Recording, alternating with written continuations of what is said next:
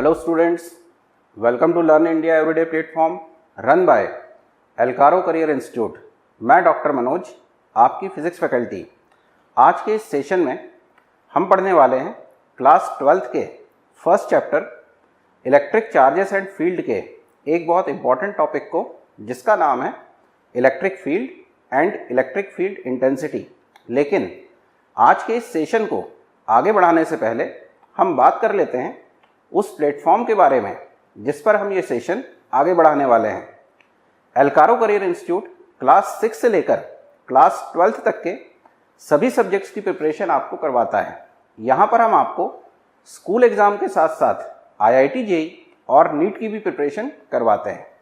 तो चलिए स्टार्ट करते हैं आज का सेशन। बच्चों, आज के इस सेशन में हम जो टॉपिक पढ़ने वाले हैं वो है electric field and electric field intensity.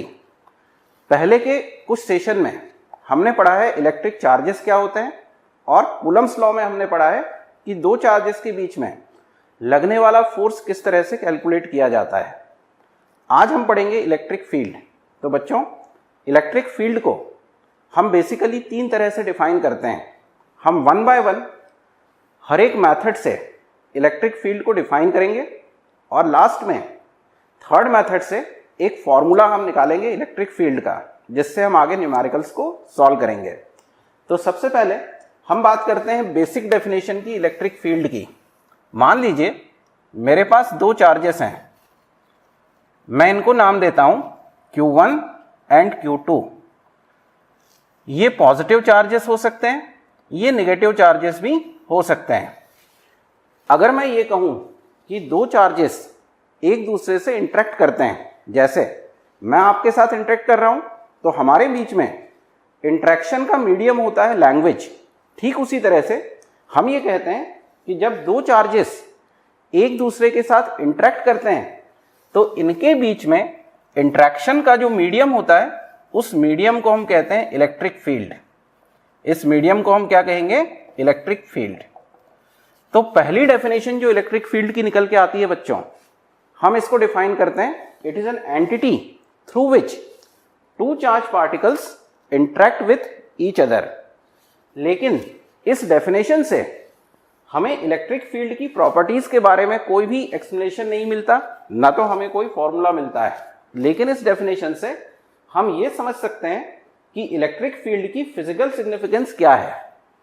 Electric field दो चार्जेस के बीच में इंटरेक्शन का मीडिया है। Media in the sense of due to this media two charges acting a force on each other. आगे बढ़ते हैं, सेकेंड डेफिनेशन की हम बात करते हैं। सेकेंड डेफिनेशन को डिफाइन करते समय मैं एक बड़ा सा चार्ज अज्यूम करता हूं और इस चार्ज को मैं कहता हूं कैपिटल Q।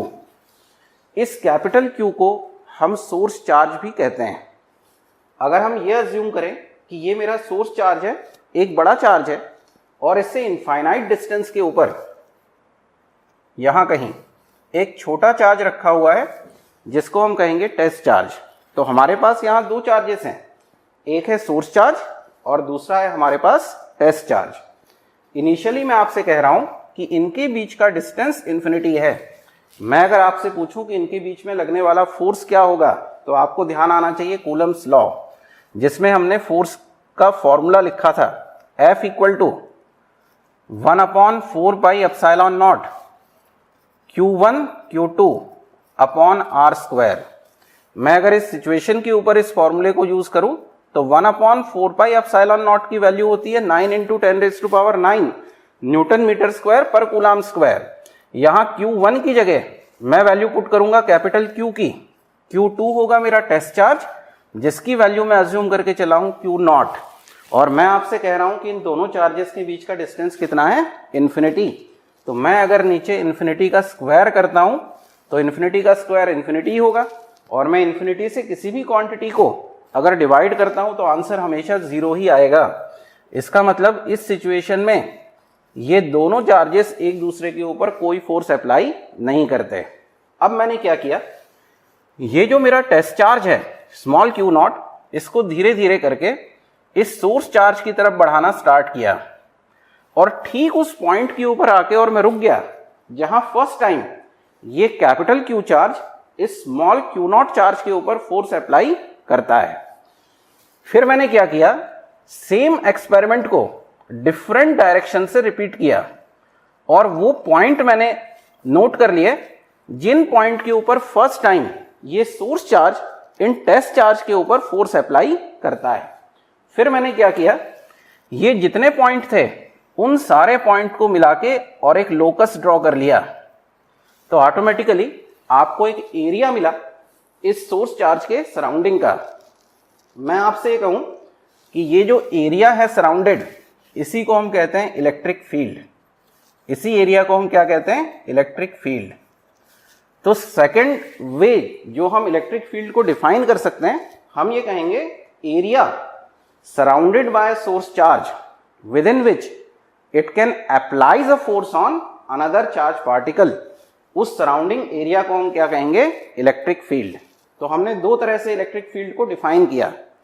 पहले हमने कहा it is an entity through which two charge particle interacts with each other. इससे भी हमें कोई फॉर्मूला नहीं मिला। सेकेंड वे हमने इलेक्ट्रिक फील्ड को डिफाइन किया, it is an area surrounded by the source charge within which it can applies a force on another charge particle which is known as test charge. लेकिन यहां से भी मुझे electric field का कोई formula निकल के नहीं आता। अब हम आते हैं थर्ड वे में, जिससे हम इलेक्ट्रिक फील्ड को डिफाइन करेंगे, लेकिन यहां से हमें इलेक्ट्रिक फील्ड का फॉर्मूला निकल के और मिलेगा। तो देखिए ध्यान से, मैं एक एग्जांपल लेता हूं कि किसी क्लास में एक टीचर है, टीचर को मैं रिप्रेजेंट कर रहा हूं कैपिटल T से, और 3 स्टूडेंट वो लेता है। मैं इनके नाम देता हूं A, B और C। टीचर ने इन तीनों ही स्टूडेंट्स को एक एक चार्ज दिया। A को चार्ज दिया 1 कूलम का, B को चार्ज दिया 2 कूलम का और C को चार्ज दिया 3 कूलम का, और टास्क दिया कि इस सोर्स चार्ज की फील्ड के इनसाइड एक पॉइंट P है, इस पॉइंट P के ऊपर जाके पता लगा के आए कि फोर्स की वैल्यू कितनी है। तो सबसे पहले A स्टूडेंट 1 कूलम के चार्ज को ले जाके पॉइंट P पे रखता है, और हम ये अज्यूम कर ले कि ये जो पॉइंट P का डिस्टेंस है सोर्स चार्ज से, ये स्मॉल r है। तो पहला स्टूडेंट, फर्स्ट स्टूडेंट जो फोर्स फील करेगा, मैं अगर इसको लिखता हूं FA, तो FA का अगर मैं फॉर्मूला लिखूं तो मैं लिखूंगा 1/4 pi epsilon not. Source charge है मेरा कैपिटल Q, और टेस्ट चार्ज जो स्टूडेंट A लेके गया है वो है आपका 1 कूलम, डिवाइडेड बाय डिस्टेंस है r²। अब अगर यही प्रोसेस स्टूडेंट B और C दोनों इस पॉइंट के ऊपर परफॉर्म करते हैं, तो ये दोनों जो फोर्स एक्सर्ट करेंगे वो मैं लिख सकता हूं FB equal to 1/4 pi epsilon naught capital Q। लेकिन अब टेस्ट चार्ज की वैल्यू कितनी है, 2 कूलम, डिवाइडेड बाय r²। इसी तरह से C स्टूडेंट जो फोर्स फील करेगा उसकी वैल्यू मैं कह सकता हूं 1/4 pi epsilon not Q into 3, यहां चार्ज कितना है 3 कूलम, डिवाइडेड बाय r²। तो ये तीनों ही स्टूडेंट उस पॉइंट P के ऊपर जाके और फोर्स को मेजर करके आते हैं। अब टीचर एक कॉमन क्वेश्चन तीनों से पूछता है और ये कहता है कि मुझे ये बताओ कि इस पॉइंट P के ऊपर इलेक्ट्रिक फील्ड की इंटेंसिटी कितनी है। और तो पहले स्टूडेंट का आंसर होगा कि ये कम है, सेकंड रिलेटिवली कहेगा कि ज्यादा है। क्यों ज्यादा है, क्योंकि अगर इसमें 2 को आगे लिख लूं तो ये डबल है फर्स्ट वाले के फोर्स से। थर्ड वाला आप देखें तो ये 3 टाइम्स है FA के। तो थर्ड स्टूडेंट कहेगा कि यहां इंटेंसिटी ज्यादा है, सेकंड कहेगा उसके कंपैरिजन में कम है, लेकिन A स्टूडेंट कहेगा ज्यादा है। लेकिन बच्चों एक ही पॉइंट के ऊपर इलेक्ट्रिक फील्ड की इंटेंसिटी या फोर्स की इंटेंसिटी अलग अलग नहीं हो सकती। तो टीचर ने इस प्रॉब्लम को सॉर्ट आउट किया। सॉर्ट आउट करके ये कहा कि आप जो भी चार्ज लेके गए हैं उस चार्ज से इस फोर्स को डिवाइड कर दें। ध्यान से सुनिए, उस चार्ज से इस फोर्स FA, FB और FC को डिवाइड कर दें।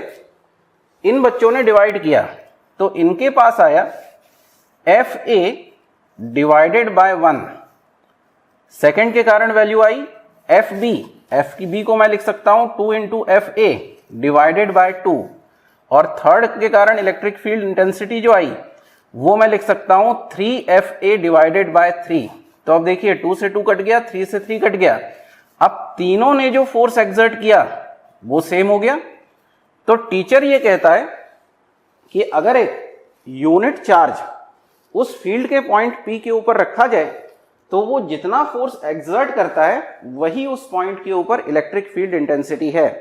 तो इलेक्ट्रिक फील्ड इंटेंसिटी को हम डिफाइन कर सकते हैं, it is a force at that point per unit charge is called electric field intensity at that point.